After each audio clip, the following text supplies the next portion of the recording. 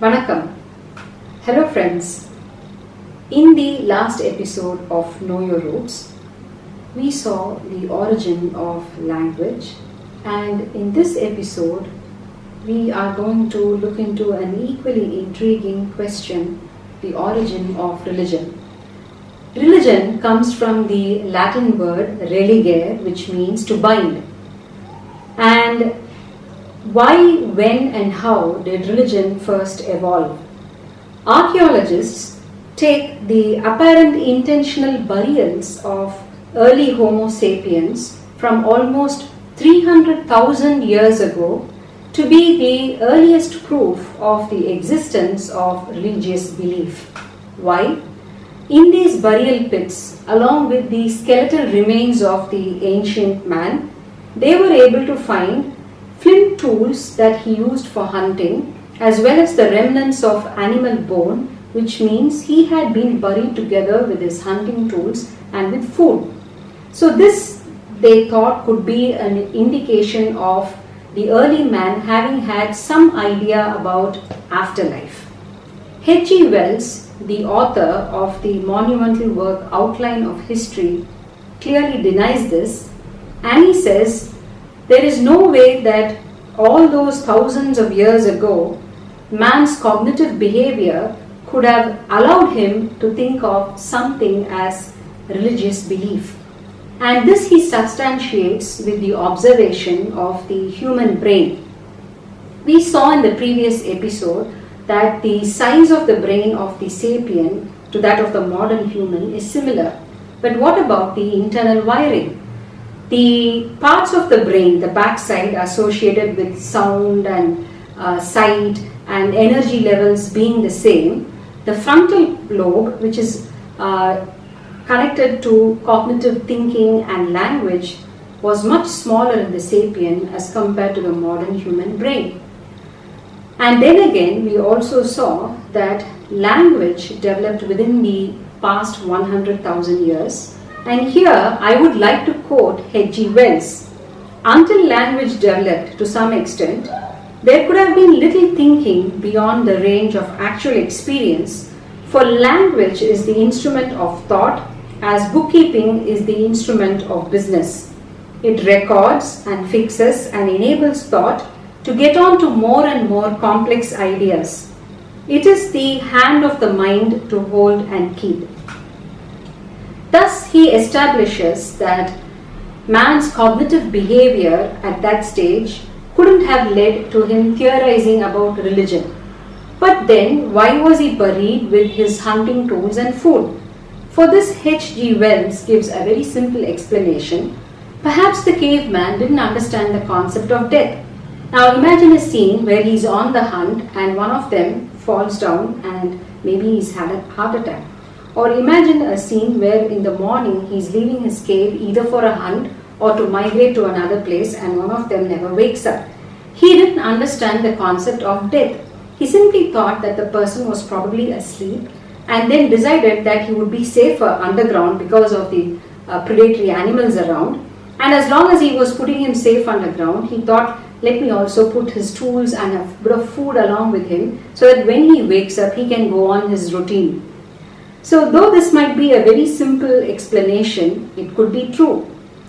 Now, let's fast forward to the Upper Paleolithic age between 50,000 and 10,000 BCE.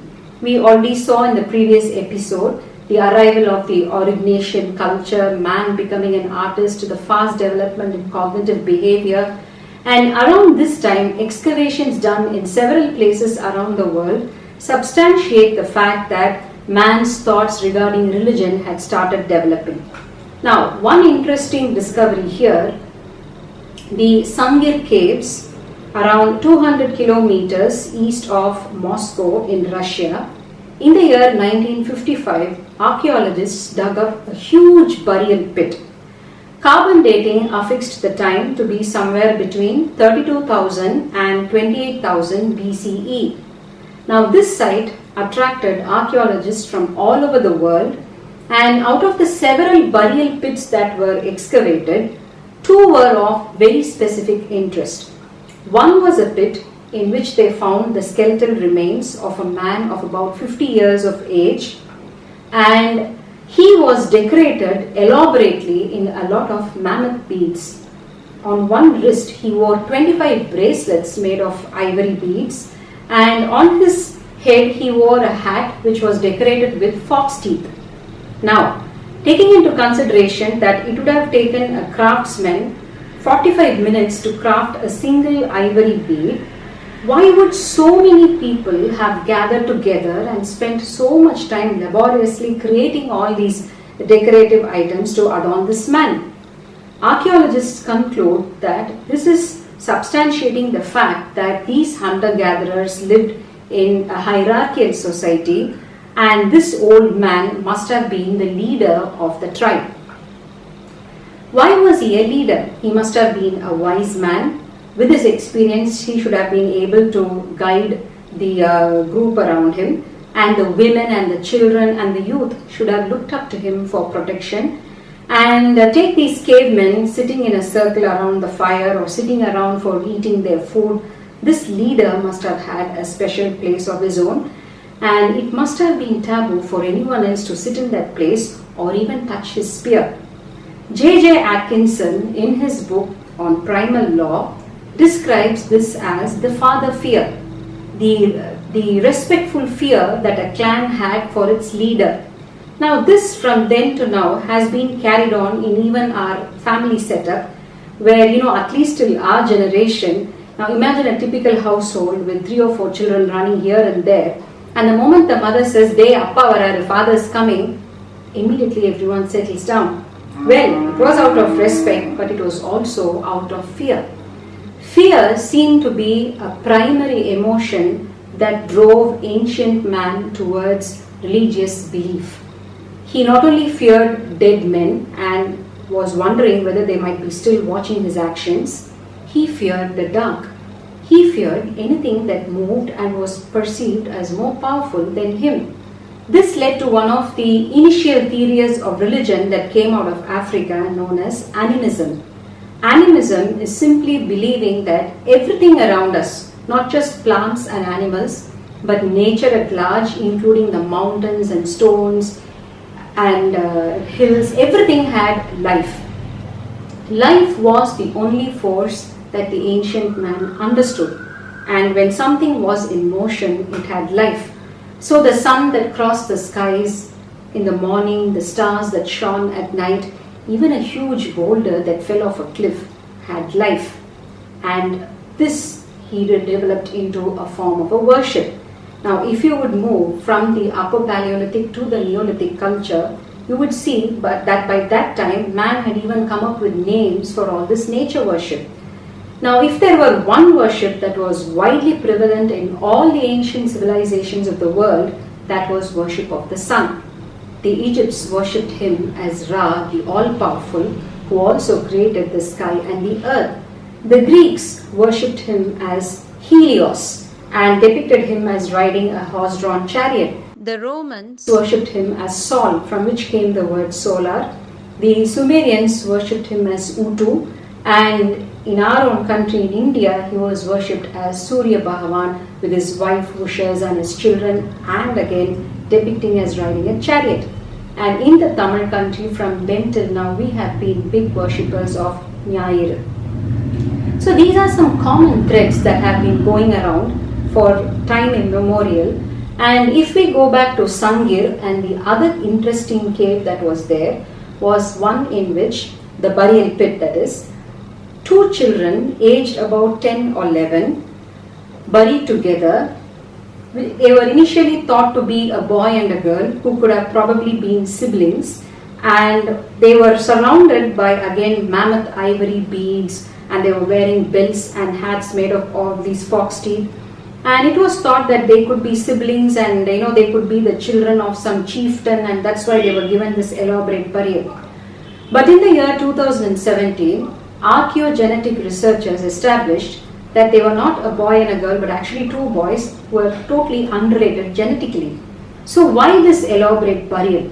Now these 2 bodies were smeared with red ochre paint. all over the world, red ochre has been used in religious rituals and symbols from time immemorial, as we saw was found even in the Blombos caves, in the last episode. Now, coming to current day Tamil country, we still have this tradition of using red ochre in the front of our homes to draw the columns, around the white lines on all auspicious days. Kavi man. So you see some practices that have been coming over time. Now, the archaeologists were able to establish, because of similar such findings elsewhere, that this was a sacrificial pit. The children had been sacrificed.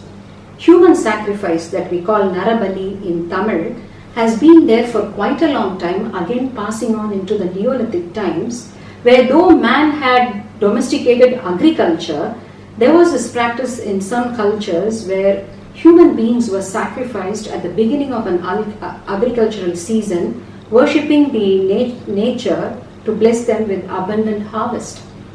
So, now in our community, we know that we worship our ancestors.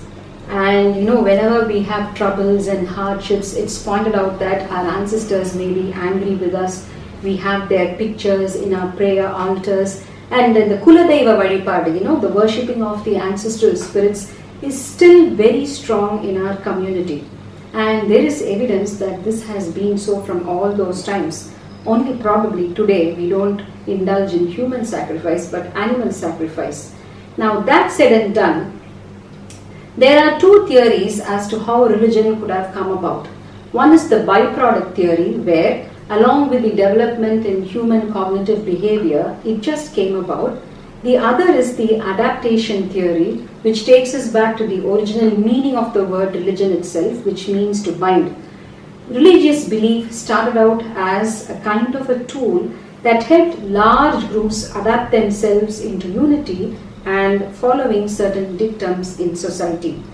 This formulation of religion is a far cry from what we associate the word religion with in today's context, where we talk about loving God, loving a fellow human being, and morality and ethics. This was a primitive kind of a religion that evolved in the nature of the caveman. More about our roots in the next episode. Thank you.